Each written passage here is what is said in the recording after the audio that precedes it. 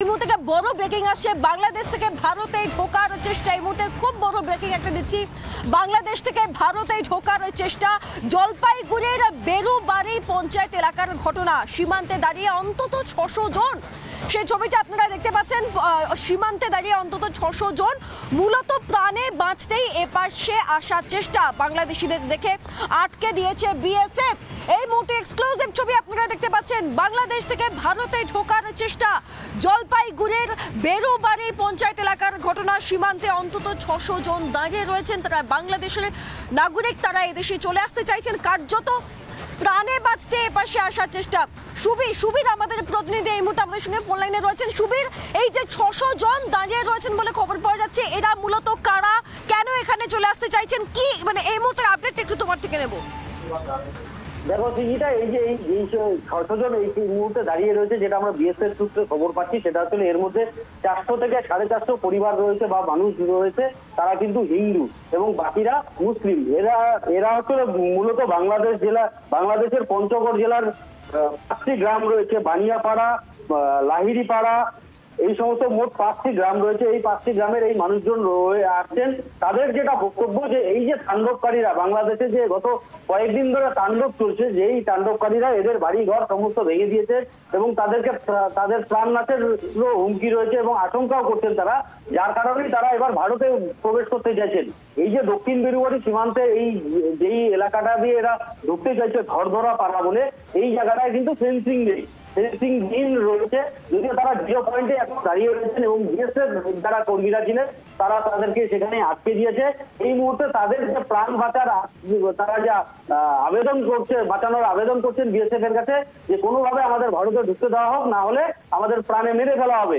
পাশাপাশি বিএসএফ এর যারা আধিকারিকরা রয়েছেন সেখানে ঘটনাস্থলে রয়েছেন এবং তারা এই গ্রামবাসীদের সাথে বা এই মানুষদের সাথে কথা বলছেন।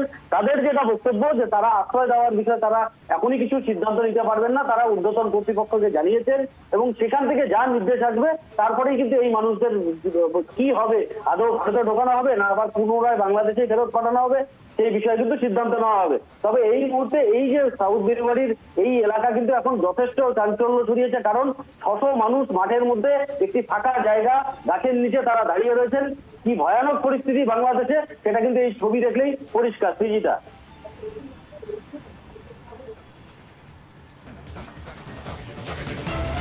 অর্থাৎ ছবিটা বলা যেতেই পারে যে নো ব্যান্স ল্যান্ডে তারা দাঁড়িয়ে রয়েছেন, তারা না নিজেদের জায়গায় যেতে পারছেন, না এদিকটায় আসতে পারছেন, কারণ উপযুক্ত পরিচয়পত্র যেমন দরকার তেমনই চাইলেই অন্য একটি দেশে এসে থেকে যাওয়া যায় না। এই সমস্যাগুলো রয়েছে, কিছু জটিলতা থাকে এক দেশ থেকে এক দেশে যাওয়ার ক্ষেত্রে, এবং ওইখানেও তাদের থাকতে সমস্যা হচ্ছে। তারা যেটা দাবি করছেন, তারা যেটা জানাচ্ছেন যে সেখানে তারা নিরাপদ নন এবং সেই আশঙ্কা থেকে তারা চলে আসতে চাইছেন।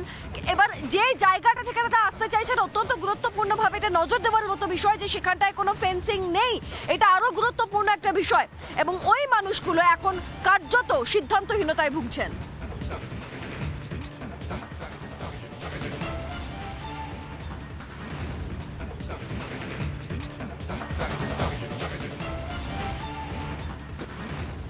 এই মুহূর্তে একটা বড় ব্রেকিং আসছে বাংলাদেশ থেকে ভারতে ঢোকার চেষ্টা। এই মুহূর্তে খুব বড় ব্রেকিং একটা দিচ্ছি। বাংলাদেশ থেকে ভারতে ঢোকার চেষ্টা, জলপাইগুড়ির বেরুবাড়ি পঞ্চায়েত এলাকার ঘটনা। সীমান্তে দাঁড়িয়ে অন্তত 600 জন, সেই ছবিটা আপনারা দেখতে পাচ্ছেন। সীমান্তে দাঁড়িয়ে অন্তত 600 জন মূলত প্রাণে বাঁচতেই এপাশে আসার চেষ্টা। বাংলাদেশিদের দেখে আটকে দিয়েছে বিএসএফ।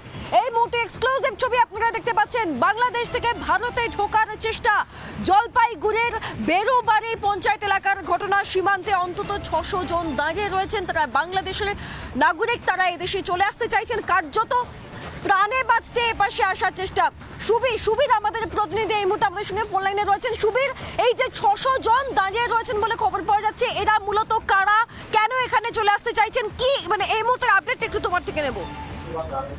দেখো সিজিটা, এই যে এই 600 জন এই মুহূর্তে দাঁড়িয়ে রয়েছে, যেটা আমরা বিএসএফ সূত্রে খবর পাচ্ছি, সেটা আসলে এর মধ্যে 400 থেকে 450 পরিবার রয়েছে বা মানুষ রয়েছে, তারা কিন্তু হিন্দু এবং বাকিরা মুসলিম।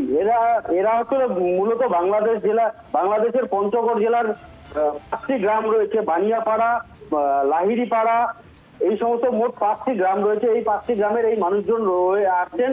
তাদের যেটা বক্তব্য যে এই যে তাণ্ডবকারীরা বাংলাদেশে যে গত কয়েকদিন ধরে তাণ্ডব চলছে, যেই তাণ্ডবকারীরা এদের বাড়ি ঘর সমস্ত ভেঙে দিয়েছে এবং তাদের প্রাণনাশের হুমকি রয়েছে এবং আশঙ্কাও করছেন তারা, যার কারণেই তারা এবার ভারতে প্রবেশ করতে চাইছেন। এই যে দক্ষিণ বেরুবাড়ি সীমান্তে এই যেই এলাকাটা দিয়ে এরা ঢুকতে চাইছে ধরধরা পাড়া বলে, এই জায়গাটায় কিন্তু ফেন্সিং নেই, ফেন্সিং দিন রয়েছে, যদিও তারা 0 পয়েন্টে এখন দাঁড়িয়ে রয়েছেন এবং বিএসএফ যারা কর্মীরা ছিলেন তারা তাদেরকে সেখানে আটকে দিয়েছে। এই মুহূর্তে তাদের যে প্রাণ বাঁচার তারা যা আবেদন করছে, বাঁচানোর আবেদন করছেন বিএসএফ এর কাছে যে কোনোভাবে আমাদের ভারতে ঢুকতে দেওয়া হোক, না হলে আমাদের প্রাণে মেরে ফেলা হবে। পাশাপাশি বিএসএফ এর যারা আধিকারিকরা রয়েছেন সেখানে ঘটনাস্থলে রয়েছেন এবং তারা এই গ্রামবাসীদের সাথে বা এই মানুষদের সাথে কথা বলছেন। তাদের যেটা বক্তব্য যে তারা আশ্রয় দেওয়ার বিষয়ে তারা এখনই কিছু সিদ্ধান্ত নিতে পারবেন না, তারা ঊর্ধ্বতন কর্তৃপক্ষকে জানিয়েছেন এবং সেখান থেকে যা নির্দেশ আসবে তারপরেই কিন্তু এই মানুষদের কি হবে, আদৌ ভারতে ঢোকানো হবে না আবার পুনরায় বাংলাদেশে ফেরত পাঠানো হবে, সেই বিষয়ে কিন্তু সিদ্ধান্ত নেওয়া হবে। তবে এই মুহূর্তে এই যে সাউথ বেরুবাড়ির এই এলাকা কিন্তু এখন যথেষ্ট চাঞ্চল্য ছড়িয়েছে, কারণ 600 মানুষ মাঠের মধ্যে একটি ফাঁকা জায়গা গাছের নিচে তারা দাঁড়িয়ে রয়েছেন। কি ভয়ানক পরিস্থিতি বাংলাদেশে সেটা কিন্তু এই ছবি দেখলেই পরিষ্কার। সৃজিতা,